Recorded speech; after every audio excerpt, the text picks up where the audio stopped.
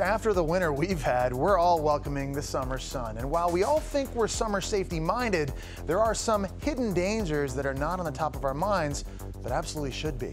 So joining me to put them on your radar is weather expert and my former GMA colleague, Sam Champion. Great having you back, man. Hey, pal. Okay, the first thing that we're going to be talking about, something I've never heard of before. It sounds pretty scary. It's called secondary drowning. What is that? Okay, I didn't know about this either until I went out to San Diego and learned how to survive the worst rip currents in the world and how to help people get out of them. So when you're out of the water and you've almost drowned and you cough the water up and you think you're fine, but there's a little thing that lingers in if water got into your lungs that it can be trapped in there. You can still breathe a little bit, but you can get an infection. It can become a real problem later.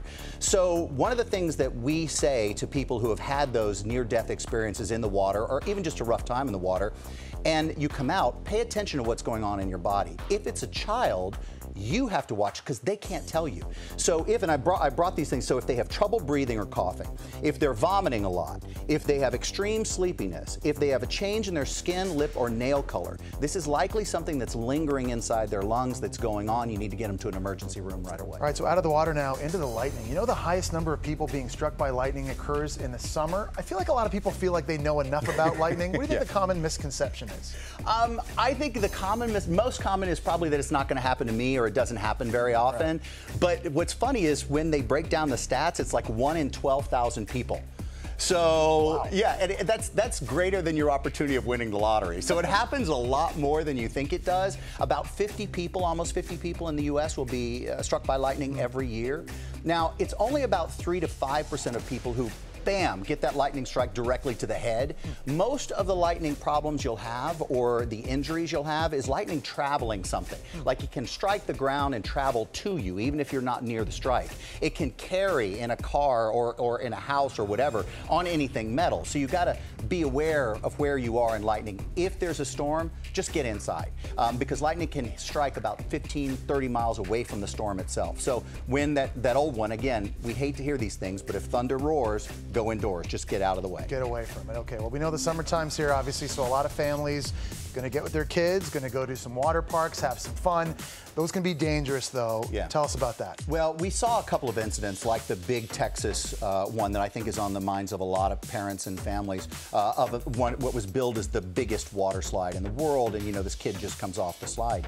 So here's the thing. Every child is different. Your child is different from anyone else's. Their abilities, their height, their weight, how clever are they? Can they keep themselves out of trouble? You have to know that, and you have to keep them out of trouble. So one of the things I'd say is look at these parks, see what your kid will be comfortable with doing, and then you make the decision if you're comfortable with them going on it. Okay, I want to move on now to playgrounds too. A lot of kids obviously spend their times there. We did as kids as well. A lot of injuries can take place, at playgrounds, and there's some dangers that a lot of people aren't necessarily aware of. What should they be looking for? In the stories that we've covered about kids who have been injured or killed in playgrounds, there's two things that come to mind. One of them is fall. So what's the surface like? What's the ground like? If it's cement, if it's asphalt, if it's anything like that that doesn't allow them to recover from a fall, because they're gonna fall.